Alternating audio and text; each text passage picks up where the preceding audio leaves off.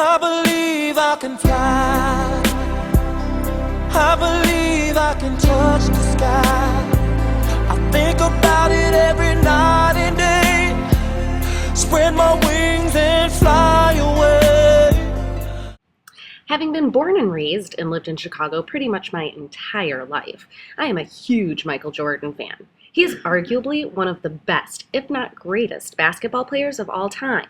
But I realized I've never read about how Jordan got to be such an amazing ball player. In this video, we are going to look at two versions about Michael Jordan's rise to greatness.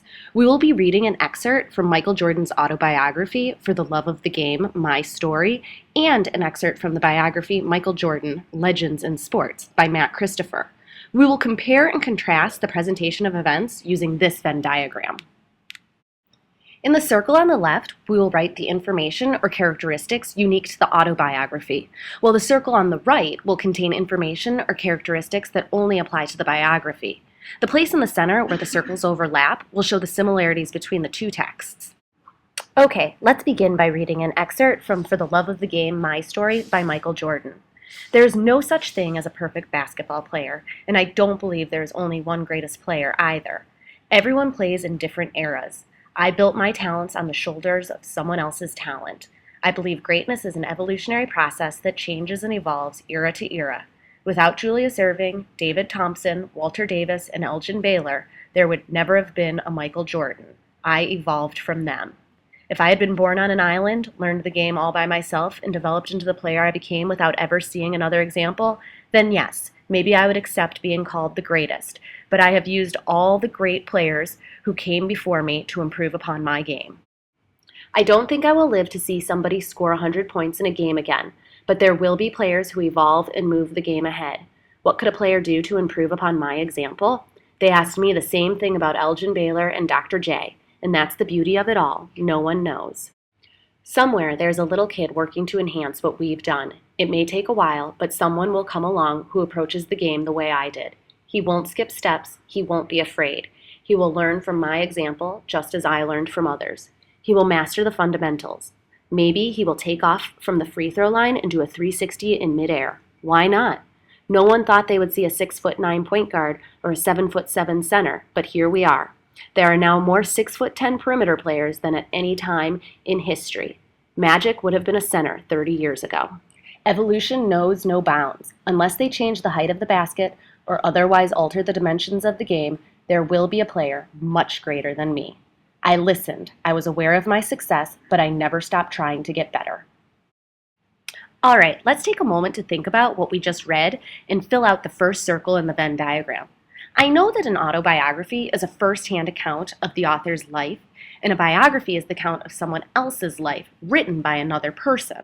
So I think in the autobiography circle, I can put that the information is presented from the first-person point of view, which means that the author is Michael Jordan himself. Having not yet read the biography, those are the only two differences I feel confident placing in the diagram. Let's move on and read the excerpt from Michael Jordan's Legends in Sport by Matt Christopher. As we read, look for some similarities and differences to the first text. He didn't get the nickname Air Jordan for nothing, after all. But Michael Jordan wasn't born with the ability to play basketball better than any other human being on the planet. When he first started playing, he couldn't dribble the ball without bouncing it off his foot. His shots didn't even make it to the basket. And dunking a basketball? That was just a dream. So how did Michael Jordan become so good? He knew people aren't born great athletes. They make themselves great athletes. Through hard work, practice, and determination, the best athletes learn to take advantage of their physical gifts and develop them to the fullest. Great players love competition and always strive to become better. That is how Michael Jordan became perhaps the greatest basketball player of all time. He was blessed with the tremendous physical skill, true enough, but he also worked extremely hard throughout his career to develop the talent he was born with. Each time he failed, he tried again and harder. Each time he succeeded, he gave himself another goal to strive toward. I never felt the desire to rest on what I had accomplished, he once said.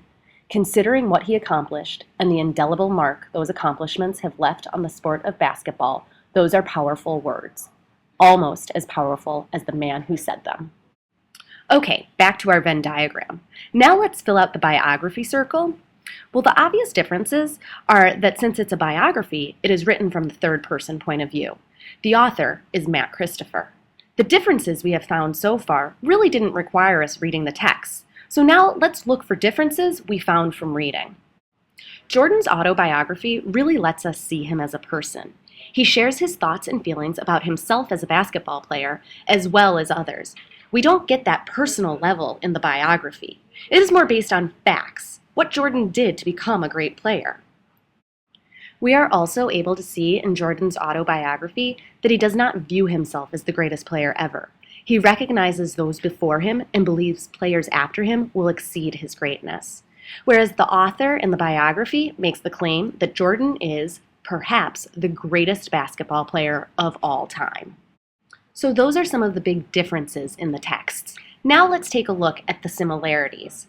The most obvious similarity is that they are both about the same topic, Michael Jordan, which inevitably includes basketball. Both excerpts that we read focus on Jordan's rise to greatness. We could say that the overall theme for these two texts is the same. Jordan's rise to greatness is a direct result of his hard work and perseverance, which is described in both his autobiography and biography. So let's review what we did in this video. We compared and contrasted two presentations of a topic, the autobiography of Michael Jordan to the biography. So the next time you are reading multiple texts on one topic, look at what type of writing it is. Is it a biography, autobiography? Maybe it's a memoir. And use something like a Venn diagram to organize your comparisons and differences.